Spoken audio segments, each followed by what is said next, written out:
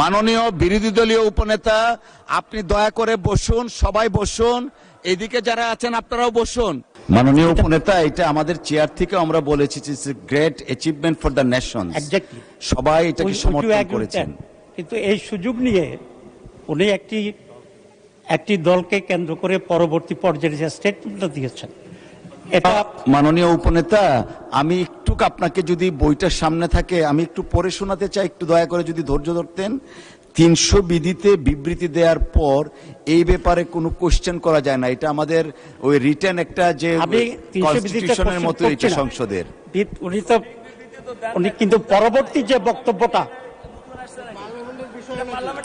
সবাই যদি কথা বলেন তাহলে ওনাকে উপনেতা কেন বানিয়েছেন? দয়া করে বসেন, যেহেতু বিরোধী দলের নেতা নেই, উপনেতাকে ফ্লোর দেওয়া হয়েছে, তাহলে ওনাকে কেন বানালেন? আচ্ছা, ধন্যবাদ। না, আপনি প্লিজ মাননীয় সদস্যবর্গ, অত্যন্ত নিন্দনীয়। জি মাননীয় উপনেতা, আপনি বলুন। জি, আজকে স্বরাষ্ট্রমন্ত্রী পরবর্তী পর্যায়ে যে সাবজেক্টটা বলেছে, আপনার এটা এলাও করা উচিত হয়নি না জেনে, 1 নম্বর কথা।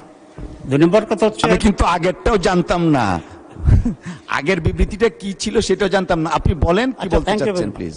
কিন্তু ভেরি আনফরচুনেট থিং হচ্ছে এই যে আমার জানা নাই স্বরাষ্ট্রমন্ত্রী পরবর্তী পর্যায়ে একটি আনডিসাইডেড ম্যাটারকে, বিতর্কিত বিষয়কে এখানে পার্লামেন্টে এরকম বক্তব্য রাখা কোনো একটি দলকে করে, এটাই বোধহয় বাংলাদেশের পার্লামেন্টের ইতিহাসে এই প্রথম বলেই আমি মনে করি। এবং এটা মনে হচ্ছে আমার কাছে যে মাননীয় স্বরাষ্ট্রমন্ত্রী একটি দলকে কন্ডেম করার জন্য ইন্টেনশনালি এটা এখানে প্রেস করেছে। ঘটনাটা যেটা হয়েছে, আমি এখন জানতে চাচ্ছি যে জিশান এখন কোথায় আছে, 1 নাম্বার।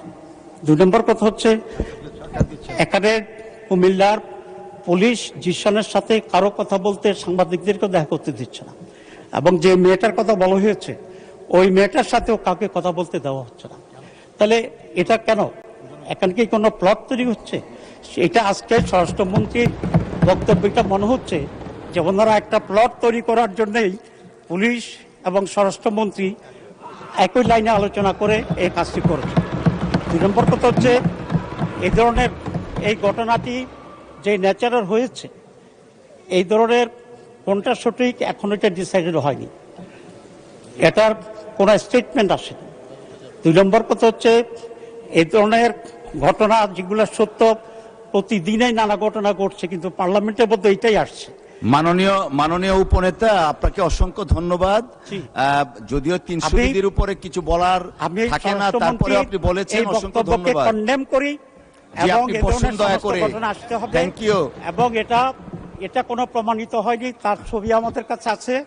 ইসলামী ছাত্র শিবির মাননীয় সদস্য আর বোধহয় দলকে এইভাবে পার্লামেন্টে দায়ী করবে, বানোয়াট কথা বলবে এবং ষড়যন্ত্র করবে, এটা তো কেন পার্লামেন্টে মেনে নেওয়া যায় না। আমি মনে করি স্বরাষ্ট্রমন্ত্রী এটা উইথড্র করা উচিত, অথবা আপনি এটাকে এক্সপ্যান্ড করা উচিত, কারণ এছাড়া ছবি আমাদের কাছে আছে। মাননীয় সদস্য, আপনি একটু বসেন, আমাকে একটু বলার সুযোগ দেন। জি, না, দেখতে খারাপ দেখা যায়, আপনি একটু বসুন প্লিজ, টেক ইউর সিট, বসেন আপনি, আমরা সিস্টেমটা রাখি। মাননীয় সদস্য, আপনিও বসেন।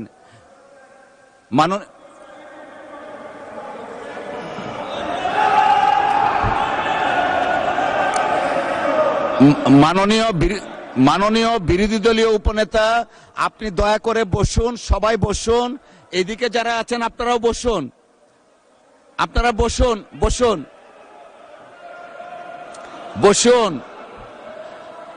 মাননীয় উপনেতা, আমি কিছু বলতে চাচ্ছি, আমাকে বলার সুযোগ দেন। সবাই বসুন দয়া করে।